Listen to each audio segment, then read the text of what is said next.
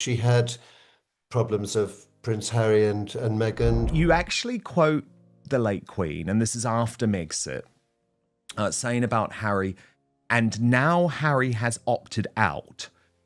And for what? To be a carer for Archie. So it sounds like she had almost a bit of a premonition that this life in California wasn't going to work out. Reports claim that Queen Elizabeth II personally stepped in after concerns were raised about Meghan Markle allegedly speaking harshly to palace staff, including members of the gardening team.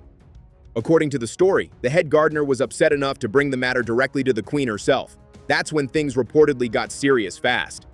The Queen is said to have gotten into her car, driven over personally, and firmly reminded Meghan that staff were to be treated with respect at all times. The claims come from royal historian Hugo Vickers, whose latest book, Queen Elizabeth II, A Personal History, is based on decades of research and personal access to the late monarch.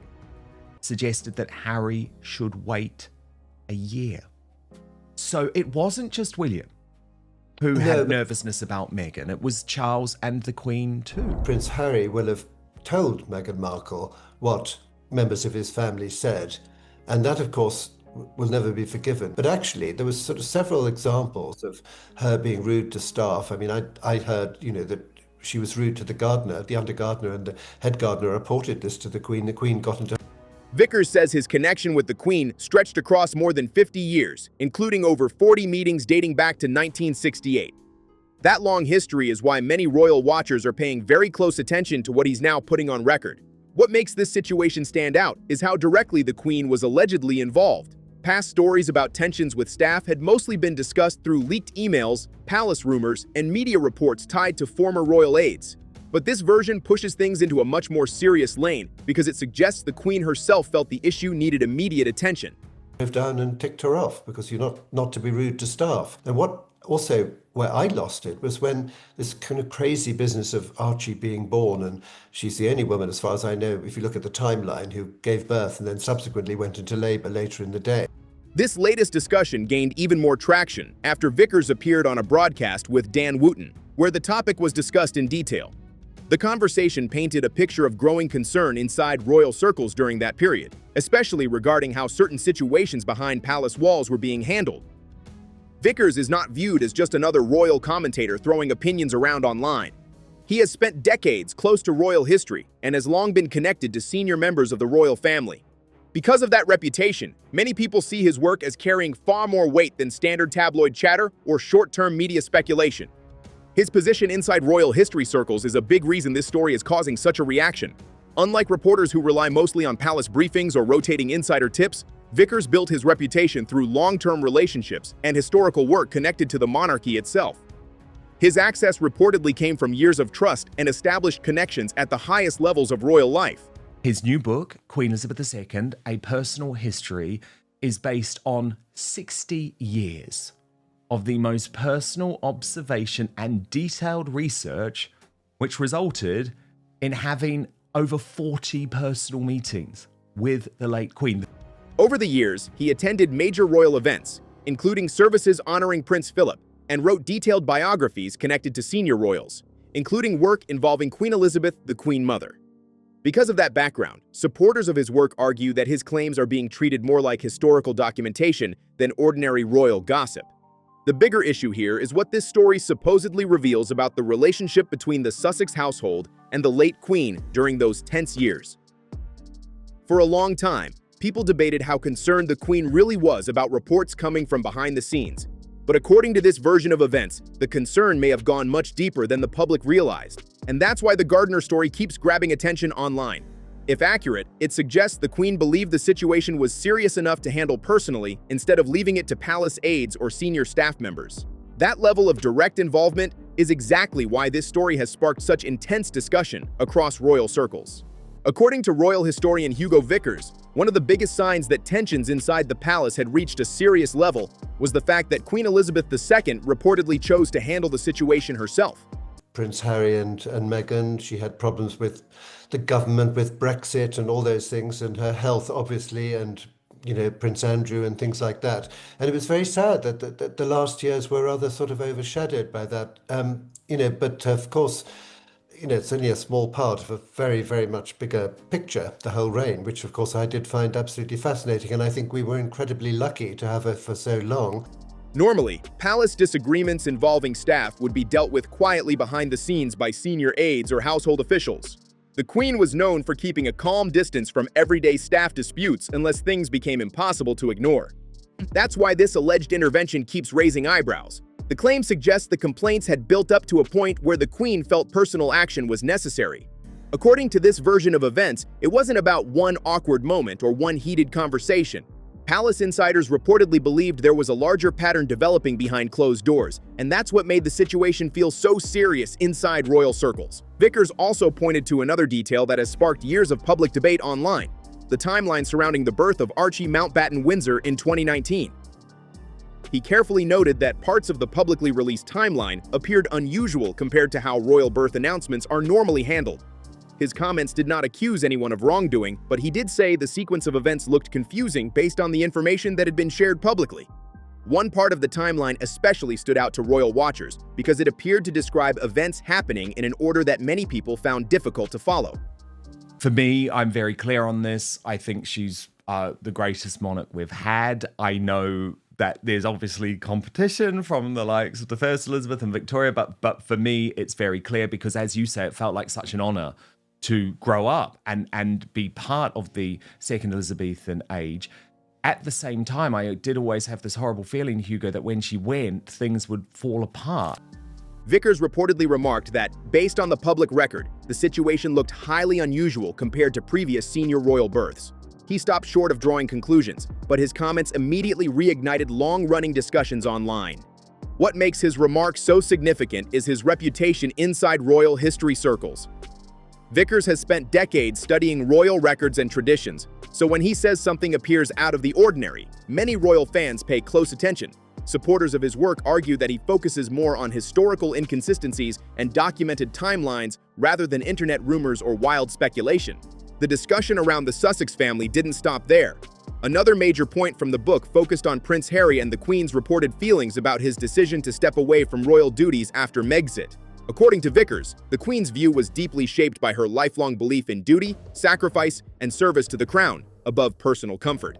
One reported quote especially caught attention, with the Queen allegedly saying Harry had opted out, and for what? To be a carer for Archie. Well, I think sometimes people underestimate how much she was there for the country at the most difficult moments. And I don't know which ones stand out for you, but for me, obviously, COVID was a big moment, and the "we will meet again" speech. That line instantly triggered strong reactions online because many people viewed it as reflecting disappointment from a monarch who spent her entire life placing royal responsibility first. The comparison becomes even more dramatic when looking at the example set by George VI, the Queen's father.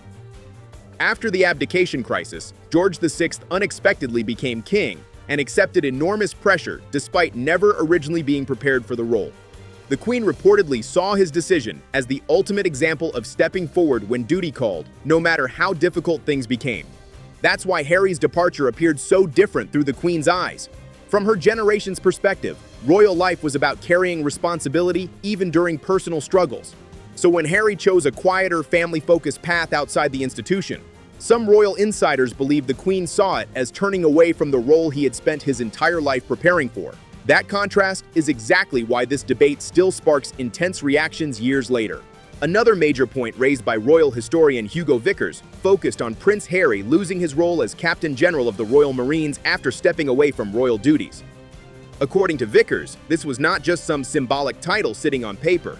It was considered one of the most respected military positions connected to the royal family, especially because it had previously been held for decades by Prince Philip himself. The role came with real responsibilities and a close connection to the Royal Marines as an institution. And now Harry has opted out. And for what? To be a carer for Archie. So it sounds like she had almost a bit of a premonition that this life in California wasn't going to work out for her grandson. It involved attending military ceremonies, supporting service members, maintaining relationships with regimental traditions, and representing the Marines at important public events. In royal circles, this position carried major weight and was viewed as a serious commitment rather than a simple honorary label. Vickers used especially blunt language when discussing why the role eventually became impossible for Harry to keep. He argued that someone could not realistically serve as Captain General of the Royal Marines while living a completely separate life overseas in California. His point was that the position required regular presence in the United Kingdom and direct involvement with military life, something that became difficult after Harry and Meghan Markle relocated to the United States. That's why the role was eventually passed on to another senior royal. According to Vickers' interpretation, the loss of military titles and royal responsibilities was one of the clearest examples of how Megxit changed Harry's position inside the monarchy forever. From the Queen's reported perspective, stepping away from royal duty also meant stepping away from the institutional roles connected to that duty. At the same time, Vickers also made it clear that Harry once had enormous value as a working royal, especially across the Commonwealth. He recalled watching Harry during overseas visits where crowds responded to him with huge enthusiasm. Thought her philosophy was that she wanted to be a very good daughter to her father and do the best for him, which is she certainly did. And so, of course, she wouldn't look very kindly, I don't think, on somebody opting out like that. And I mean, I've even gone further, I'm afraid, and said, because you remember he was Captain General of the Royal Marines, which is a very prestigious position to hold, which he took on from Prince Philip. Whether he was playing football, cricket, or interacting with young people during public events, Harry reportedly connected with audiences in a way that stood out even inside the royal family. According to Vickers, many Commonwealth crowds genuinely loved Harry because he came across as relaxed, approachable, and energetic during engagements. There were even periods when his popularity ratings reportedly climbed extremely high, sometimes surpassing other senior royals in public approval. What makes that detail interesting is that the Queen herself allegedly recognized his strengths without resentment or jealousy. That's why some royal observers view Harry's departure as more than just a family split.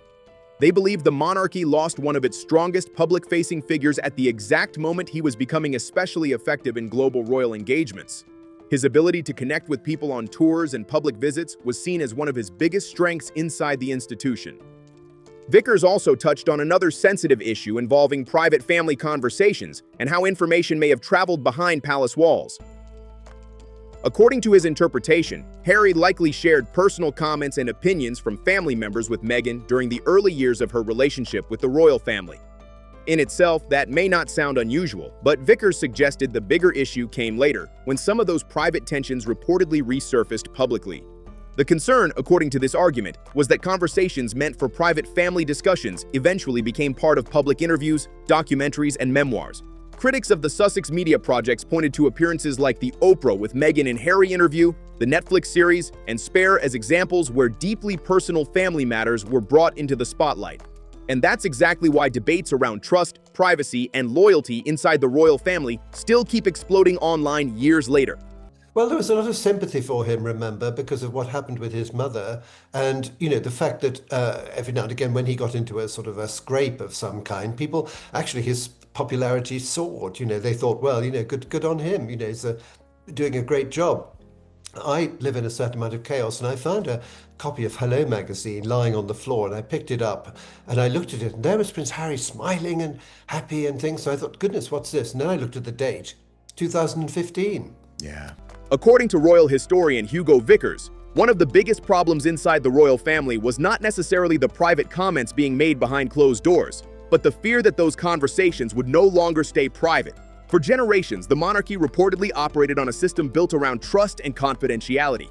Family members could speak openly during personal discussions because there was an understanding those conversations would never leave the room. But according to Vickers' interpretation, that trust slowly started breaking down after concerns grew that private conversations involving Prince Harry could later become public through interviews, books, or media projects connected to the Sussex brand. The issue, in this version of events, was not simply what was said. It was the fear that deeply personal family discussions might later appear in documentaries, memoirs, or television specials. That concern reportedly became especially important during the famous Sandringham summit in January 2020, where senior royals met to discuss Harry and Meghan Markle stepping away from royal duties. According to Vickers, Queen Elizabeth II actually proposed a softer approach than many people realized at the time. Her reported idea was to give the Sussex household a full year to test out a possible half-in, half-out arrangement. Under that setup, Harry and Meghan could explore private commercial opportunities while still keeping some connection to royal life. The Queen's proposal was reportedly designed as a cooling-off period that would allow everyone time to see whether the arrangement could realistically work without completely tearing apart the family structure. But according to this account, the Sussexes chose not to continue with that slower approach. Instead, plans reportedly moved ahead much faster toward full independence, major media deals, and commercial projects in the United States. Well, the really sad thing is, I mean, with what happened when COVID came along, Prince Philip was living mostly at Wood Farm at Sandringham, where he was having a nice time. He was for painting and reading and carriage driving and so on. The Queen used to go up there from time to time. And then when COVID came, she quite rightly brought him back to Windsor Castle very quickly. So they spent more time together in Windsor Castle in the last year and a half or so of their lives than they had done, because each one was moving around a lot. Royal insiders viewed that decision as a major turning point because it signaled that the couple had already committed to building a completely separate public and business path outside the monarchy. Vickers argues that this rejection changed how the institution responded moving forward. From the palace perspective, the Queen had attempted to offer flexibility and compromise through the one-year proposal. Once that option was turned down, senior royals allegedly began viewing the situation through a much tougher lens, believing the Sussex household had chosen a more confrontational direction instead of a gradual transition. One of the most shocking claims from Vickers' reporting involves the Queen's handling of private phone calls with Harry after Megxit. According to his sources, the Queen reportedly stopped having one-on-one phone conversations with her grandson unless another trusted person was present in the room as a witness. That detail stunned many royal watchers because it suggested the level of trust had fallen dramatically behind palace walls. The reported concern was that conversations could later be repeated publicly, misunderstood, or potentially used in future media projects. According to Vickers, the Queen allegedly worried that private talks might eventually become part of books, interviews, or documentaries connected to the Sussex media machine. Because of that, having another person present reportedly became a form of protection for the monarch herself. If true, that would mark an enormous shift in family dynamics inside the monarchy. Imagine the reigning monarch of the United Kingdom feeling the need to put safeguards around conversations with her own grandson. Royal commentators have argued that this detail reveals just how deeply strained relationships had allegedly become during the later years of the Queen's reign. Vickers also connected this idea to later meetings involving King Charles III and Queen Camilla. Reports surrounding Harry's meeting with Charles at Clarence House suggested Camilla remained present during discussions, which some observers interpreted as a continuation of the same witness-style approach first associated with the Queen's phone call protocol. At the time, people like me, no doubt people like you as well, had to be rather careful how we handled this interview because she raised two very important issues. One was to do with race and the other was to do with mental health. So if you said anything contrary to that, in a way you risked looking really kind of surly and churlish. And those two cards she played, as we now know, quite a lot of what she said was absolutely untrue. The bigger picture, according to royal insiders following these claims, is that the family may no longer feel comfortable having completely private discussions with Harry without safeguards in place.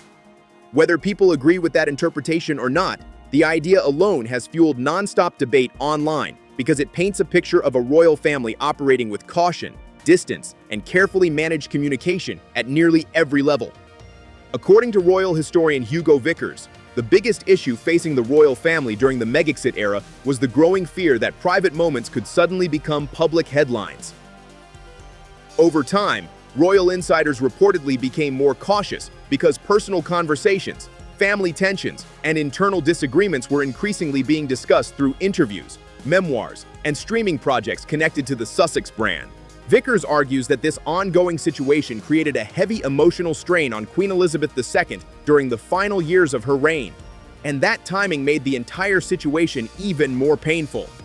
By 2022, the Queen had reached her historic Platinum Jubilee, marking 70 years on the throne, a moment the monarchy had expected to celebrate as one of the greatest achievements in modern royal history. Instead of enjoying a peaceful victory lap filled with national celebration, the Queen reportedly spent her final years surrounded by non-stop pressure and controversy. Between the fallout from Megxit, the public scandals surrounding Prince Andrew, political tension connected to Brexit, and serious health struggles involving both herself and Prince Philip, The atmosphere inside the monarchy was said to be incredibly difficult behind the scenes. According to Vickers, this was the exact opposite of what the institution had hoped the Platinum Jubilee years would look like. The palace had imagined a period focused on honoring the Queen's decades of service, stability, and leadership. Instead, royal headlines became dominated by family disputes, media battles, and constant public drama that kept pulling attention away from the celebration itself. Then came the heartbreaking losses that changed everything. Prince Philip passed away in 2021, followed by the Queen's death in 2022. Royal commentators have since argued that her final years were shaped as much by emotional pressure and institutional challenges as they were by celebration.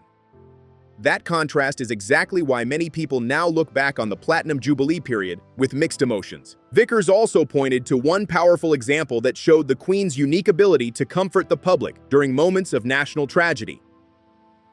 After the devastating Grenfell Tower fire in 2017, which claimed the lives of 72 people, the Queen visited the scene personally. According to accounts referenced by Vickers, her arrival completely changed the atmosphere for grieving families and survivors. People present reportedly felt a sense of calm and reassurance simply from seeing her there.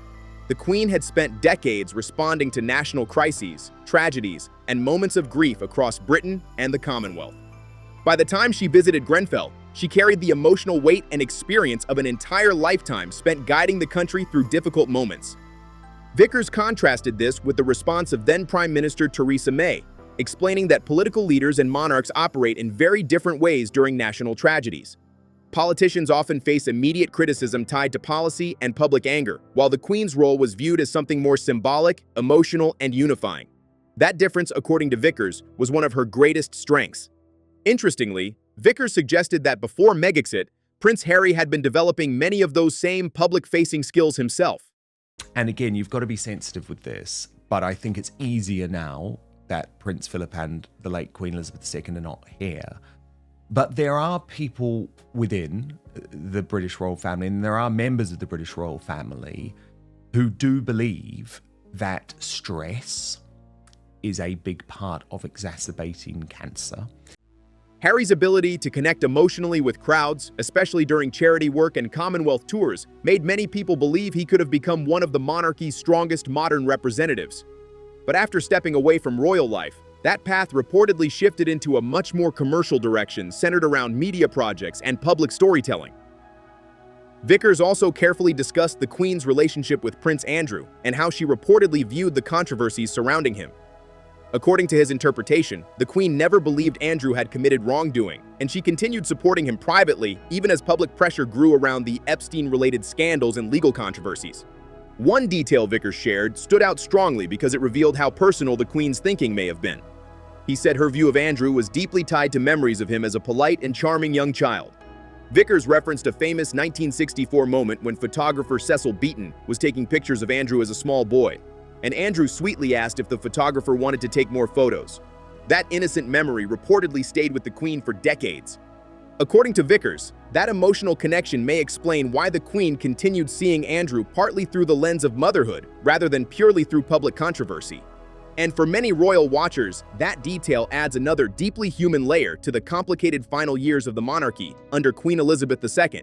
Royal historian Hugo Vickers argues that Queen Elizabeth II was, in a sense, fortunate not to witness the full escalation of later controversies involving Prince Andrew, including the Sandringham security breach incident and the wider fallout that followed in the institution. In his framing, even earlier moments already hinted at deeper structural strain inside the monarchy. One key example he highlights is the 2022 Westminster Abbey memorial service for Prince Philip. Vickers, who personally attended the service, describes the moment where Andrew escorted the Queen into the Abbey as a simple, practical decision, rather than something symbolic or strategic. At that time, King Charles III was occupied in London managing visiting heads of state, so he was not present to escort his mother. As a result, Andrew and the Queen traveled together from Windsor by car, and he walked her into the service when the moment arrived. Vickers' interpretation is that, in that situation, the Queen simply needed family support at a difficult public moment. He suggests that if someone else, like an aide, equerry, or clergy member, had escorted her instead, the image would have felt colder and more institutional rather than personal and familiar. For him, Andrew's presence provided a natural family context for the occasion. However, he also acknowledges that not everyone agrees with this reading. Some commentators interpret the same moment as Andrew, placing himself too prominently in a sensitive public setting. Vickers notes that his perspective is not the dominant one, but he maintains it reflects how he personally understood the situation through his experience of royal events. He then broadens the discussion into what makes the hereditary monarchy function effectively over time. In his view, one of the Queen's greatest strengths was that the public could observe her life continuously from childhood through to old age. People saw her grow up during wartime, then followed her through every stage of her reign, creating a rare sense of long-term familiarity. This continuity, Vickers argues, allowed different generations to connect with different members of the royal family. Prince Philip once expressed a similar idea, suggesting that different parts of the public relate to different royals depending on their own stage of life, whether the Queen Mother, the Queen herself, or younger figures like Charles and Anne. The system worked, in his view, because the royal family lived their lives in full public view, allowing trust to build slowly over decades rather than through short political cycles. Unlike politicians climbing what he describes as a slippery pole of ambition, royals were trained from birth for duty, which shaped how the public perceived them.